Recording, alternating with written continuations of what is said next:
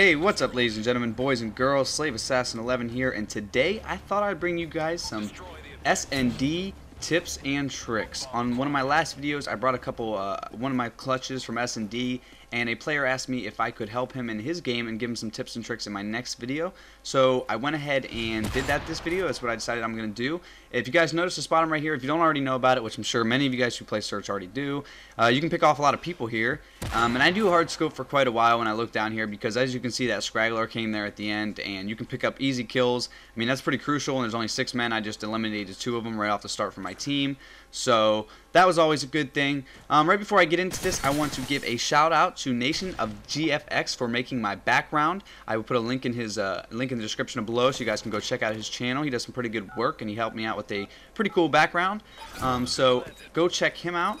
On top of that, I wanted to give a shout out to my boy, the Bozo Man. You guys go check him out if you need any help getting any achievements or anything. The Bozo Man's your man. He knows what he's doing, he knows what he's talking about, and he always gets them the simplest way, and he helps me out a lot. So go check out the Bozo Man, or maybe even his community channel, the Team Bozo Man. That's a pretty cool channel as well. Back to the gameplay though. Back to the tips and tricks. The very first thing that I'm going to have to tell you to do is obviously start with the basics with your primary and your secondary weapon. Now, when I play Search and Destroy, I like to have a short-range weapon and a long-range weapon. So I tend to go with the sniper rifle and the MP9.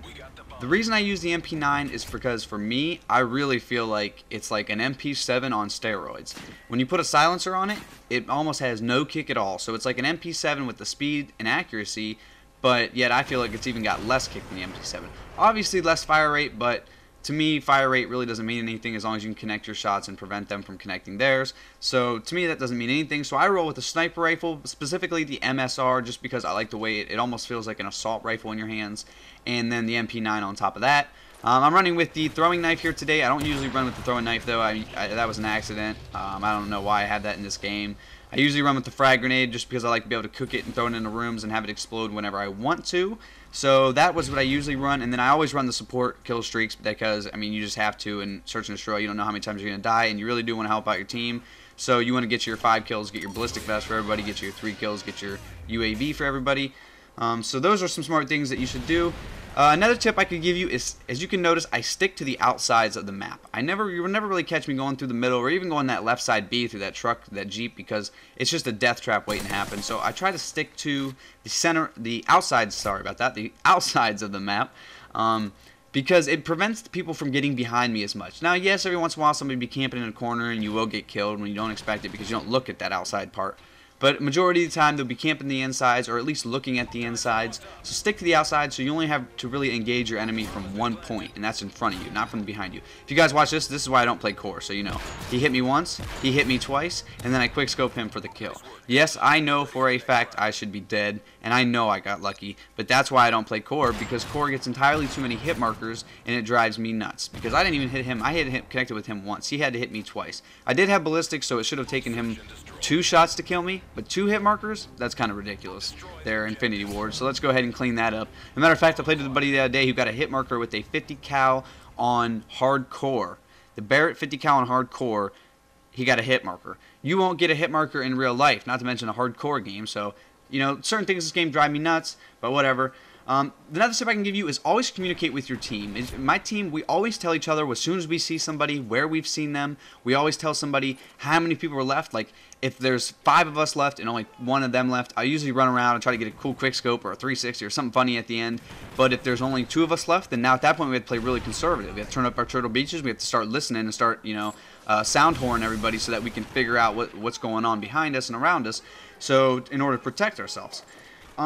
So always communicate with your teammates and let them know if you've seen somebody crossing a path heading to A, heading to B, or if you see somebody planting, or whatever's going to go down, or if you know there's only 2 left, just scream out 2 left, 2 left. And let them know how many we have left so they know how conservative we can play.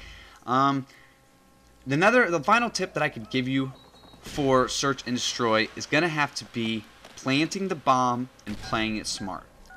Now, what I mean by that is, when you plant the bomb, people are going to expect you to be around it, generally.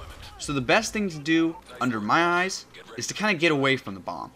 But then again, you don't want to get so far away from the bomb that someone can sneak up behind you and get that ninja fuse on you, because that's the worst thing you can have happen. So, I mean, you could possibly go sit somewhere in a corner and just sound whore it. I know people do that a lot. I do that sometimes, but personally I would more rather just run around, maybe, you know, just run about 20-30 feet from the bomb, check the right side of the map, run back, check the bomb, make sure no one's laying at it, run back, check the right side, come back, check the bomb, and just repeat that process until I know. Right here is the sniper shot that I actually have from the other angle. You look down into the building. This one's a little bit harder to see because you can't see people as well, and when you do see people, you sometimes can miss them. And yes, I know that was a sniping fail right there. I took 3 shots and missed all 3 of them, and I was yelling at all my teammates like, oh my god, guys, I feel like such an idiot, and I apologize for that. But I do end up still getting him in the end right here, running across that catwalk. So I did end up picking him up there, threw down my ballistic vest so I can get my extra 200 points, because you always want to maintain all your kill streaks so you can get a maximum amount of points. And at this point, I'm not sure how many is left. I don't think there's many left. 1 or 2 or something. I can't even remember. It may have already said last alive. I don't remember. I see him in there, and I shoot at him. He probably should be dead. I pick up the second gun, shoot at him some more.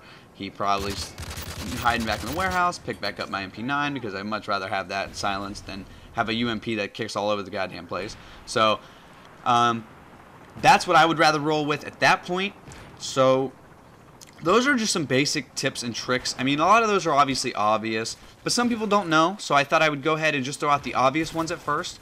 I will be bringing you guys some clutch highlights where I get 5-man, 6-man clutches. It'll be more of like a highlight reel. It'll be like 2-3 clips at a time that I'll do this. Maybe I'll call it like clutch clips, who knows. It'll be pretty cool, but stay in touch for that, and I hope you guys enjoy the video, and have a good day, and peace.